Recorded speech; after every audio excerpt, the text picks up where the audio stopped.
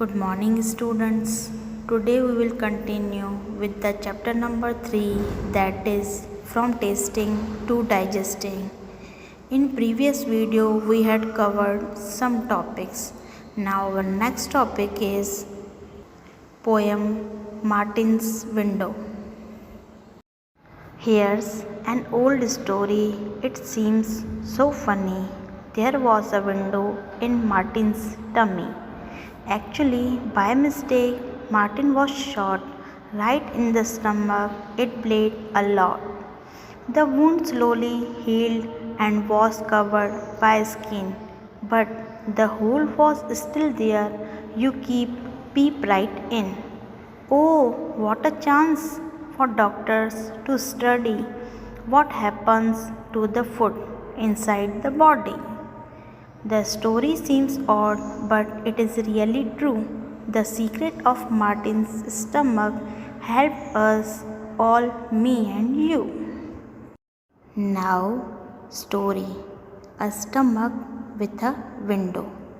In the poem, you read about a soldier called Martin.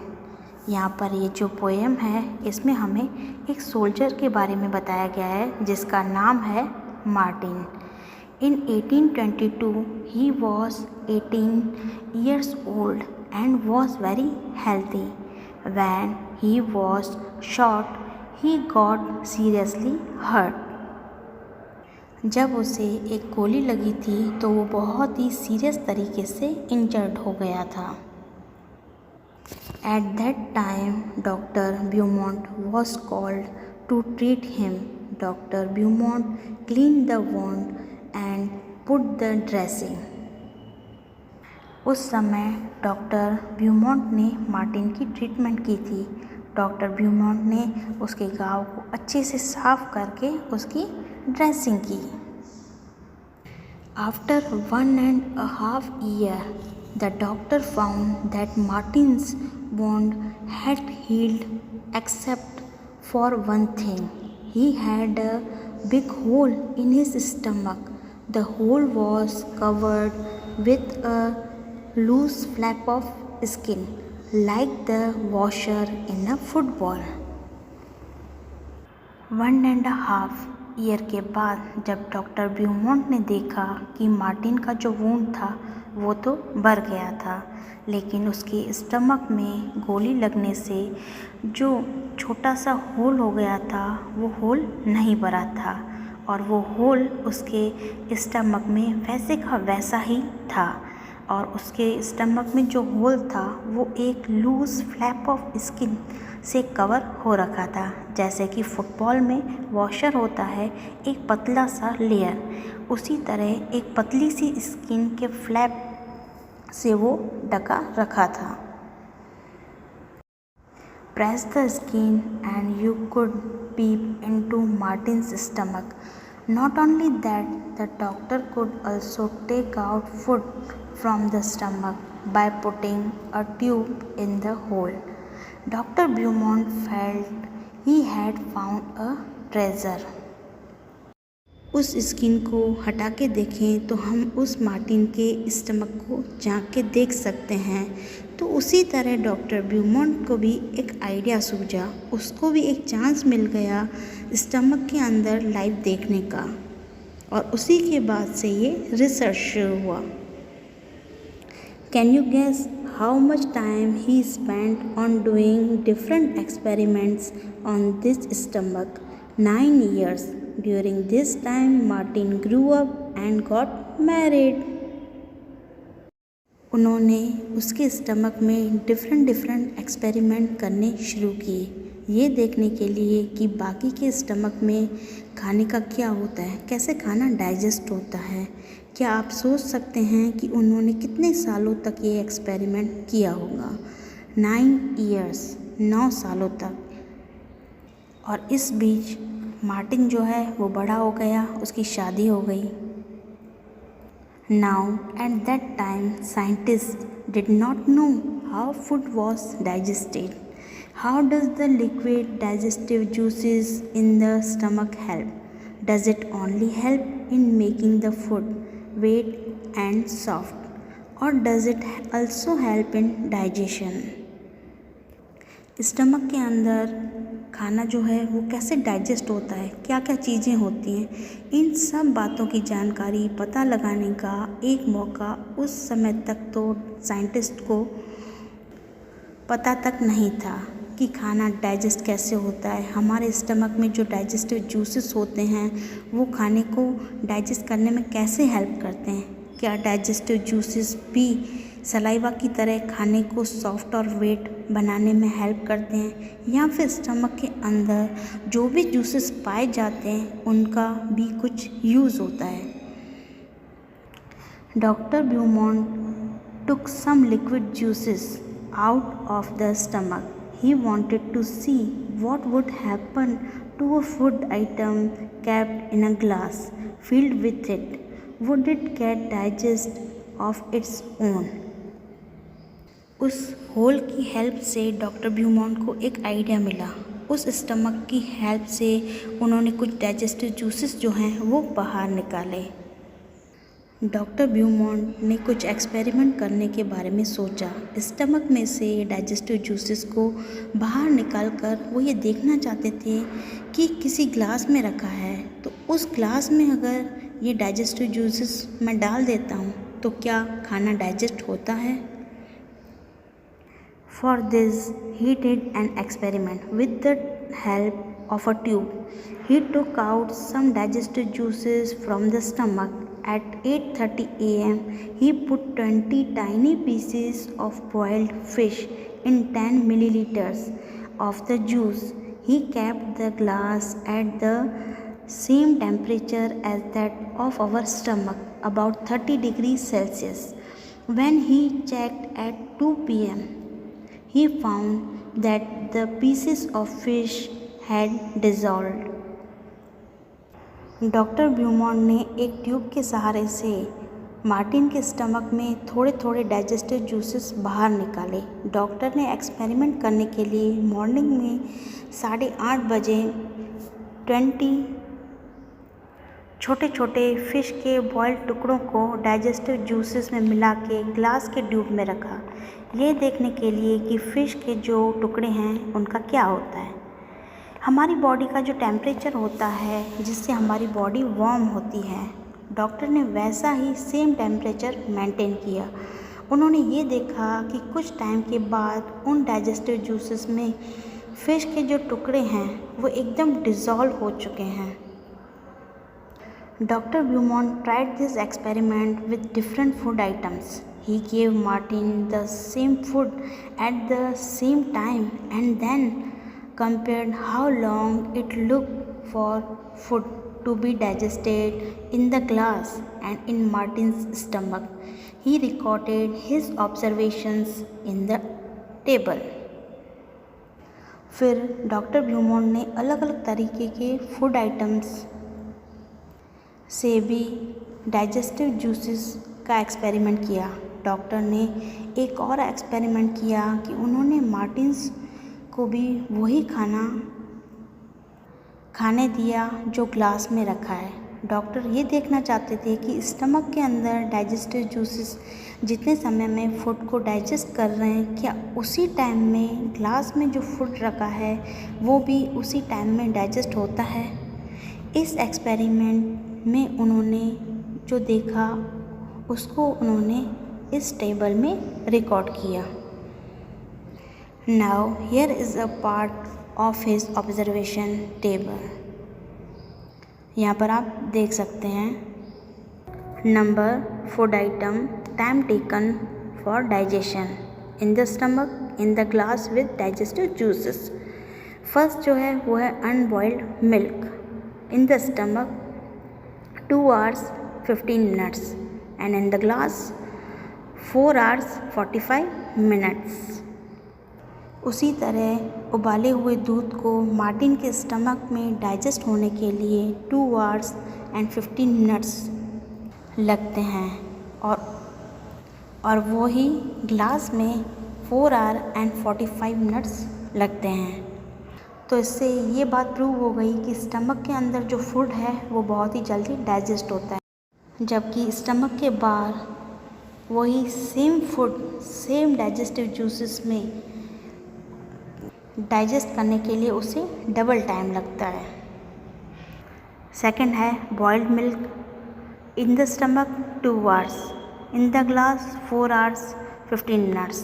Third, full boiled egg in the stomach 3 hours 30 minutes, in the glass 8 hours. Fourth, half boiled egg in the stomach 3 hours, in the glass 6 hours 30 minutes. Fifth, raw egg beaten in the stomach 2 hours, in the glass 4 hours 15 minutes. Sixth, raw egg in the stomach 1 hour 30 minutes and in the glass 4 hours. तो यहाँ पर आप देख सकते हैं कि stomach के अंदर जो है वो फूड जल्दी डाइजेस्ट होता है और स्टमक के बाहर जो है फूड को डाइजेस्ट होने में डबल टाइम लगता है। ऐसा क्यों? स्टमक के अंदर ऐसा क्या है कि स्टमक के अंदर फूड जो है वो जल्दी डाइजेस्ट होता है और बाहर नहीं? तो डॉक्टर ब्यूमॉन्ट ने ऐसे कई सीक्रेट्स का पता लगाया। So what does our stomach do? Doctor Beaumont did many experiments and found out many secrets about digestion. He found that food digest faster in the stomach than outside. Did you notice this in the table? Our stomach churns the food to digest it. The doctor also saw that the food did not digest properly when Martin was sad. He also found that the juice in our stomach is acidic.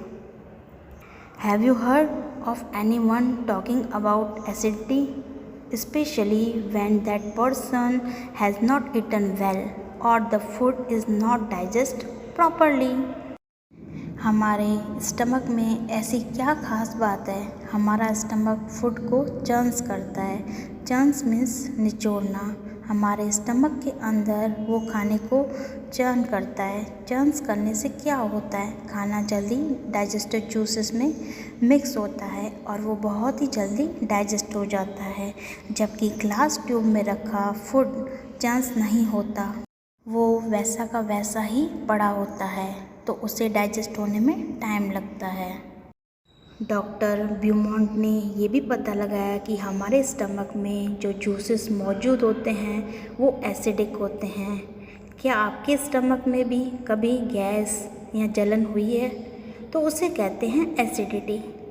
Acidity तब होती है जब हमारा stomach काफ़ी time से खाली होता है और स्टमक के अंदर जो जूसेस होते हैं वो बनने लगते हैं, और वो जब ज़्यादा बनते हैं तब वो हमारे स्टमक में एसिडिटी पैदा करते हैं, तो इसे कहते हैं acidity.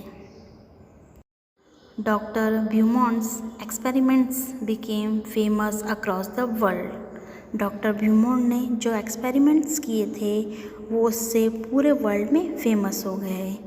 After this many scientist did many such experiments.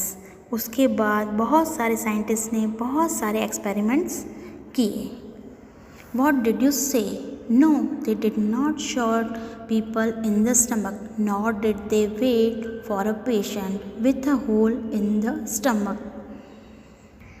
तो आपको क्या लगता है? ऐसा नहीं है कि एक्सपेरिमेंट करने के लिए उन्होंने लोगों को गोली मारी, या फिर उन्होंने एक्सपेरिमेंट करने के लिए उन्होंने सोचा कि कोई पेशेंट आए जिससे उसके पेट में होल होगा तब वो एक्सपेरिमेंट करेंगे. ऐसा नहीं है. उन्होंने और तरीक़ों से एक्सपेरिमेंट्स किए. This used other scientific ways to look inside our bodies. Did you like the story of Martin, or should we say the story of our own stomach?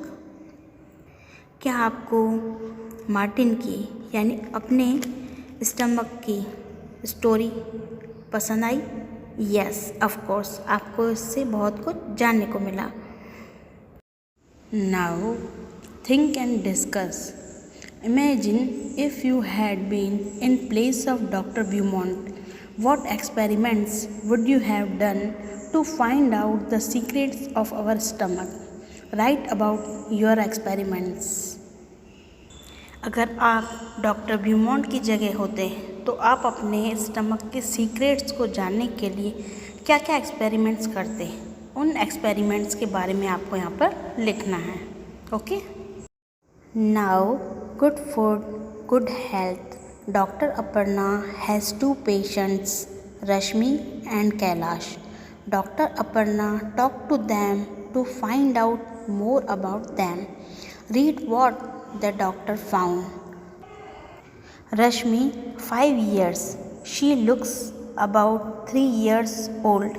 She has very thin arms and legs and a pot belly, stomach like a balloon. She often falls sick.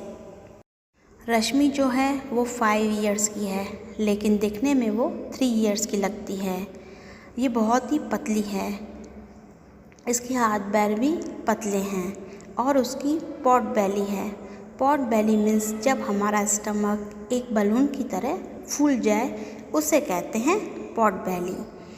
ऐसा नहीं है कि इस बच्चे ने ज़्यादा खा लिया हो इसीलिए इसका पेट फूल गया है। पॉट बेली तब होता है जब बच्चा अच्छे से खाना नहीं खाता है, उसे बॉडी के सारे जो पोषक तत्व होते हैं वो नहीं मिलते हैं, तब पॉट बेली होता है। She always feels tired and cannot go to school regularly. She does not have the strength even to play. Food, she is lucky if she can get a little rice or 1 roti to eat in the whole day. And second जो है वो है Kailash. 7 years, he looks older than his age. His body is fat and flabby. He has pain in his legs. He is not very active. He goes to school by bus and spends many hours watching TV. Kailash जो है वो 7 years का है, लेकिन वो अपनी as से ज़्यादा ही बड़ा लगता है। इसकी जो बॉडी है वो बहुत ही फैट और फ्लैबी है। इससे अपने लेग्स में पेन रहता है और वो ज़्यादा एक्टिव भी नहीं है। वो स्कूल जो है वो बस से जाता है और वो पूरा टाइम जो है वो टीवी देखता है। Food, he does not like to eat home cooked food like dal, rice, vegetables and roti. The only thing he finds tasty are chips, burger, pizzas and soft drinks from the market. Kailash को अपने खाने में अपने घर का बना हुआ दाल चावल रोटी सब्ज़ी पसंद नहीं आता है। वो खाता है सिर्फ बर्गर, पिज़्ज़ा, सॉफ्ट ड्रिंक जो कि मार्केट से लाया हुआ होता है। कैलाश जो है वो जंक फूड खा खा के वो फैट हो गया है, जबकि रश्मि ऐसी है जिसे दिन भर में एक भी रोटी मिल जाती है तो वो उसके लिए बड़ी किस्मत की बात होती है। रश्मि जो है गरीब है, इसीलिए उसे खाना ठीक से नसीब नहीं होता है। Doctor Aparna measured the height and weight of both the children. Then she told them there is only one treatment for both your problems, proper food. Now discuss. Why do you think Rashmi could eat only one roti in the whole day? आपको ऐसा क्यों लगता है कि रश्मि को सिर्फ दिन में एक ही रोटी खाने को मिलती है? रश्मि is too poor to afford a proper meal. That is why she could eat only one roti in a day. Second, do you think Kailash would like games and sports? क्या आपको लगता है कि कैलाश को गेम्स और sports पसंद होंगे? No, I think Kailash would not like games and sports. His weight and flabby body shows that he hardly does physical activities. Kailash को खेलकूद पसंद नहीं होगा क्योंकि उसका शरीर जो है वो इतना भारी है कि उसे खेलकूद करने में थकान महसूस होती होगी. What do you understand by proper food? Proper food का क्या मतलब होता है? Adequate and nutritions food according to ones body need makes the proper food. हमारे खाने को हम प्रॉपर फूड तभी बोलते हैं जब उसमें सारे पोषक तत्व मौजूद हों और हमारी बॉडी की रिक्वायरमेंट को वो पूरा कर सके। Why do you think that the food of Rashmi and Kailash was not proper? आपको क्यों लगता है कि रश्मि एंड कैलाश का जो खाना है वो प्रॉपर नहीं था? वो इसीलिए Rashmi is not getting adequate amount of food and Kailash is taking too much amount of junk food which is body does not need. क्योंकि रश्मि ऐसी थी जिसे पूरे दिन में खाना नसीब ही नहीं होता था, जबकि कैलाश जो था वो ऐसा था जिसे खाना मिलता तो था लेकिन वो जो खाना मिलता था वो प्रॉपर नहीं था, वो जंक फूड खाता था। Now find out, talk with your grand parents and elderly people and find out what they ate and what work they did when they were of your age. आप अपने grand parents से पूछ के देखिए कि वो जब आपकी एज के थे तो वो कैसा खाना खाते थे और वो दिन भर में क्या क्या काम करते थे। Now think about your self, your daily activities and daily diet. फिर आप अपने बारे में सोचिए, आपकी डेली एक्टिविटीज़, आपका खान पान कैसा है। Are these similar or different from what your grand parents did and ate? क्या आपकी दिनचर्या और आपका खान पान दोनों ही एक जैसे हैं या आपके ग्रैंड पेरेंट्स से अलग हैं? My grand parents use to eat rice, dal, green vegetables, milk and lot of fresh fruits. They use to do lot of physical activities. They used to walk 2 miles to go to school. They used to play games which involved lot of physical activities. The modern times have changed.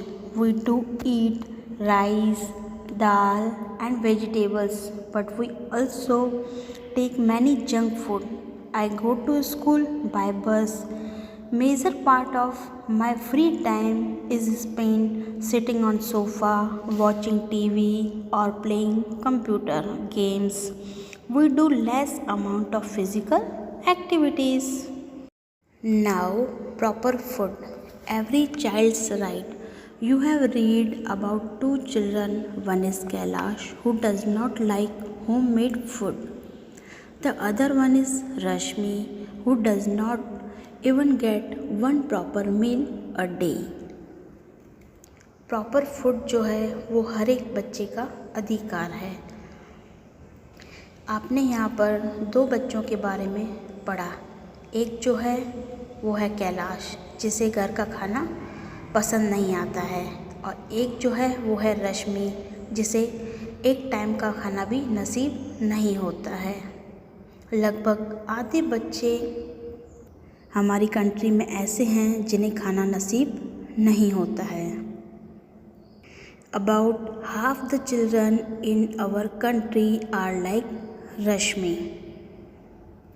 They do not get enough food that they need to grow and develop properly. These children are weak and sickly, often ill, in poor health, but it is the right of every child to get proper food. बच्चों को proper food नहीं मिलता है तो क्या होता है, बच्चे कमज़ोर हो जाते हैं, बीमार हो जाते हैं। हर बच्चे को प्रॉपर फूड मिले ये उसका राइट है। Now read about this story in Kalahandi district in Odisha. यहाँ पर आपको एक स्टोरी दी हुई है कालाहांडी डिस्ट्रिक्ट की। Gomti is 30 years old. Gomti works in the fields of a rich farmer For all her hard work, she gets paid very little, so little that she cannot even buy enough rice to feed her family. Some months she does not get any work at all. Then she has to eat leaves and roots from the jungle. Gomti's children are weak with hunger and always sick.